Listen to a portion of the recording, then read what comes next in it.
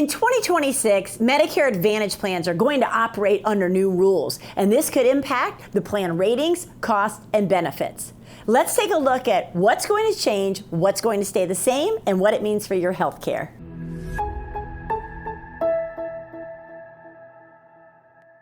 Hi, I'm Erika Smiley with Medicare School, and in this video today, we're going to do a review of how Medicare Advantage plans work. We'll look at what's changing for 2026, what that means to you, and what you should be looking for if you're shopping for a new plan.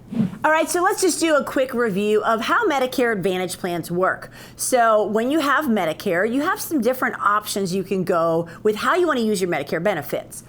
There's original Medicare A and B, which is the riskiest option, and we always say, I would not do this, right? If you're on just original Medicare only, there's a lot of financial risk to you, a lot of financial gaps, and really the biggest one being is that Medicare is only going to pay 80% unless it's in a preventative service, and you're going to have to pay 20%. And there's really no cap on that, so that could just leave you really exposed to huge financial risk. You're going to have to pay a lot out of pocket. So most people, you should not stay with just original Medicare. You need to choose either the supplemental route or the Medicare Advantage route. Now, supplemental plans, a lot of people will do that. There's a Plan G, a Plan N. Those are the most popular plans. And you pay a monthly premium for those, but they're pretty comprehensive coverage. Now, for those, maybe a supplemental plan's not in their budget or they just choose to go another route, there's the Medicare Advantage plans. Now, these are called Part C of Medicare because what they do is this is replacing original Medicare. So we're now replacing Part A and Part B with this Advantage plan. So really all that means is instead of the government, Medicare kind of managing and coordinating your care and your insurance, it's going to be managed by a private insurance carrier. So that would be whatever company you choose to have your Advantage plan through. Okay, so these work kind of as a pay-as-you-go system. So for most Advantage plans, a lot of times they're $0 copays. Now these are going to be going up. We'll talk about that a little bit this year. But usually a lot of these Advantage plans, you don't pay anything to have the plan. It's $0 premium, but you pay as you go. So when you go to the doctor, you pay a copay. If you have a surgery or you stay in the hospital or you need an x-ray or any lab test, you're going to pay money every time you get those services, okay? Now the other thing to know about these plans is they have networks, okay? So you need to be cognizant if your doctor is in network or out of network, and there's a couple different types of these plans. First, we have HMO plans. So the HMO plans are the most restrictive. If you have an HMO, that might mean that you have to stay in network with your doctors. If you go outside of that network, they're probably not going to pay for it. Then we have PPO plans. PPO plans are more flexible. You can go out of network, you're just going to pay more money. Then we have kind of a combination hybrid of both of these, and it's called a HMO POS. And they're getting more popular this year. That's actually a hybrid kind of both systems. So it's an HMO, and the POS stands for point of service. And this means you actually can go out of network. Sometimes you might have to have your primary care physician refer you to that person. Obviously, we need to make sure that person accepts your Medicare plan. But a lot of times with this, you don't even have to pay an out-of-network price. They will let you pay in-network pricings. But again, it's going to depend on the plan, okay? So there are networks, something to keep in mind with these plans. Also, they're local plans, so they're going to be local or regional to your area.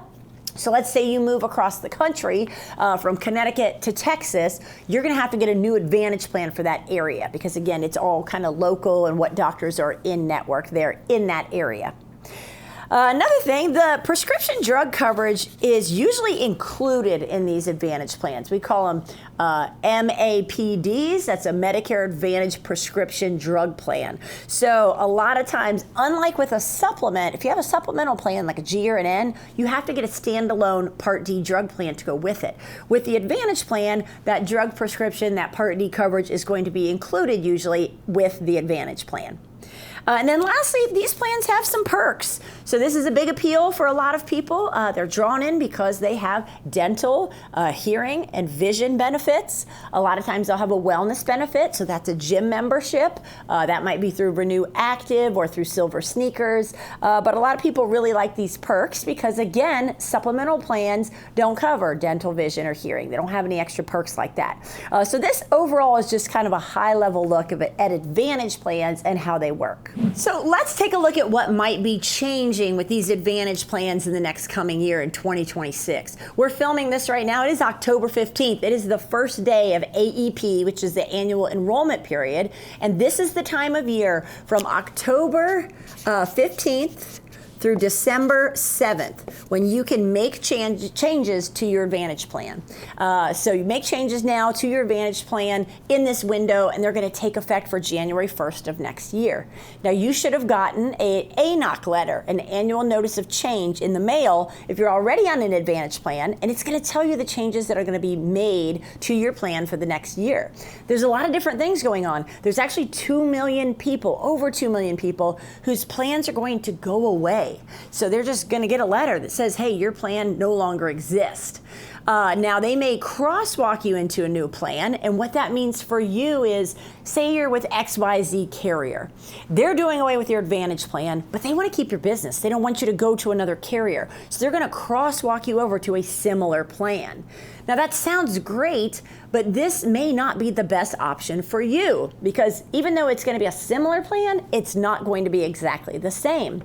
And there's a lot of different carriers out there, a lot of different Advantage plans to choose from. So that's why you need to talk with somebody, work with a broker like Medicare School, because don't just agree to go into that new plan without shopping, seeing what's available in your area. So here's a big thing we're kind of seeing change in the 2026 climate with these Advantage plans. There's going to be fewer PPOs. So it's not that there's going to be no PPO options, but we're going to see fewer PPOs. And those PPOs might be more expensive. When I say that, not a premium, not expensive, but your out-of-pocket costs may be more. If there are PPO options, you may see that the copays are pretty high. The max out-of-pocket, which is the most you can pay in a year, is significantly higher. And you're going to see more options that are HMO and the HMO POS, point of service. And so a lot of people might say, well, hey, that's a bummer because I don't want an HMO. That's restrictive, right? But really, even if you have an HMO, there's going to be a lot of options for doctors in your network. So if you're not married to your doctors, I mean, sometimes people have been going to the same doctor for 20 years and they just don't want to switch doctors. But if you're open to your doctors and you're flexible, there's going to be a lot of options for doctors and specialists in your area with an HMO. And a lot of these plans, we see lower copays, a lower max out of pocket. So I've seen some as low as $3,000 to $4,000 max out of pocket, where some of the PPOs could be as much as $9,000 to $10,000 out of pocket. So it could save you some money going with an HMO plan. And again, the HMO POS, that's kind of a hybrid of both of those systems. You still might save some money, might see some lower copays and max out of pocket, but it is going to give you that flexibility if you want to and need to go out of network. Might have to go through your primary care physician, but you'll be able to do that. So that's kind of something what we're seeing, a little bit more of a shift to those HMOs and HMO POSs. And honestly, that's because the PPO plans, they're not super lucrative for the insurance companies. They want to make money, right? So if they have a lot of admin costs, a lot of things with those PPO plans, we're seeing those kind of diminish and less of those coming up in 2026. Hey, if you found this video helpful, do us a favor. Go give us a like. We always appreciate it. And subscribe so you don't miss out on any of those future videos. And leave us a comment. We'd love to hear what you have to say. We love to answer any questions you have. That's what it's here for. So drop us a comment below. All right, so let's look at another change that's going to be happening with these Advantage plans. So we just talked about how usually the drug coverage is included with these plans, okay? So your prescription coverage, your Part D, is part of your Advantage plan. Well, starting in 2026, all Advantage plans, it's going to be mandatory that they offer a Medicare prescription payment plan. So we'll talk a little bit about how these drug plans work, but there's 3 phases to drug coverage with Medicare. So first we have the deductible phase, which I always spell wrong, deductible phase. Then we have the initial phase, and then we have the catastrophic phase. We'll abbreviate that. So these 3 phases pretty much. For the deductible phase, you're responsible for the full amount during that deductible phase. Now, this excludes tier 1 and 2 medications usually. And those tier 1 and tier 2 medications are the preferred generic and the generic medications. So some people will have a drug plan that's $0, and maybe they're on 4 or 5 medications, and those are all $0 cost. That's because they're on all generic medications. So the deductible usually does not include tier 1 and tier 2 drugs. You don't have to pay that deductible on those. This more applies to tier 3, 4, and 5 medications, which are preferred brand names, and those specialty medications, okay? But this is one change that's happening. In 2025, the highest deductible a drug plan could have was $590. Now, not all the plans went that high. Some might have had a $350 deductible. But the highest they could have as far as a drug plan is $590 deductible, okay? Now, we're going to see that go up in 2026. That's going to go up to $615. So that's about a $25 increase that we're seeing for next year for that deductible phase. So what that would mean is if you're on a brand name medication or a specialty medication, you would have to pay that full amount before the plan would start kicking in and paying. And what it means that they have to offer this prescription payment plan is if you have that full amount billed to you the first month because you're on expensive medications and you can't afford that, these Advantage plan companies have to put you on a payment plan so you can make payments and they can spread that cost out for you. So you don't have to pay that full amount up front.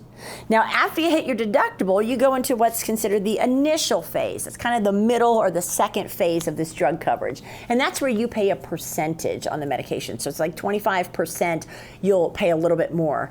A little bit less, and just a percentage of the cost of the drugs. Again, if you have a generic drug, you may not have to pay much at all for that, okay? And then we get into the catastrophic phase, and this is another change we're gonna have. But the catastrophic phase pretty much means you've hit your cap for the year and you don't have to pay any more. So let's look at how this catastrophic phase is changing from 2025 to 2026. Well, when I hear the word catastrophic, I think of something not good, right? Like a hurricane or something, tornado. But the catastrophic phase is actually a great thing in Medicare with these Part D plans, because what it means is you've met your cap for the amount you have to pay out of pocket for your medications in that calendar year, and now Medicare and the manufacturers are all paying the full amount. So in 2025, this was $2,000. When you've paid $2,000 for your medications, you can put your purse away, your wallet away, and you're done paying for the year. Now we're going to see that go up a little bit in 2026. The new catastrophic cap is going to be $2,100. So this is going up $100, but not a huge amount, but this is still fantastic because if you're on a super expensive medication, I mean, there are medications that are $8,000, $9,000, $10,000 a month.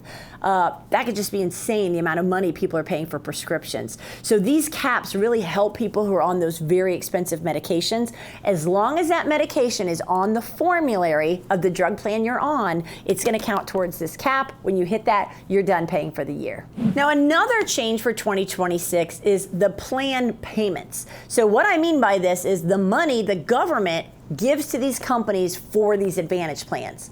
Now, if you've ever had somebody call you on the phone or you see commercials that are really pushing Advantage plans, that's because agents get paid twice as much for an Advantage plan as they do if they set you up on a supplemental plan. So the government actually gives these people, every Advantage plan they sell, they fund them money for that. Maybe it's $1,000 or $1,500, but the amount of money the government's going to give these Advantage plan carriers is increasing by 5% in 2026. Now, you're not going to see that money, but it may pass through in a different way. So that could possibly be your benefits. It's interesting because some people are saying maybe the benefits won't be as rich in 2026, but if certain carriers use that money to make their plans more appealing, you might see stronger benefits. So maybe that dental benefit will go up. Maybe they'll add more gyms to the network. Maybe the vision plan will go up where it was $500 before, and now it's going to be $1,000 that they allow you in a year. So it'll be interesting to see the government giving these Advantage plan carriers more money. How will that impact the benefits? Now, another thing we might see, maybe we'll see an increase in the Part B give back. So if you've not heard of this, it almost sounds too good to be true. A lot of people think, well, this just seems like a gimmick. If you've ever heard of a Part B give back, this is a real thing.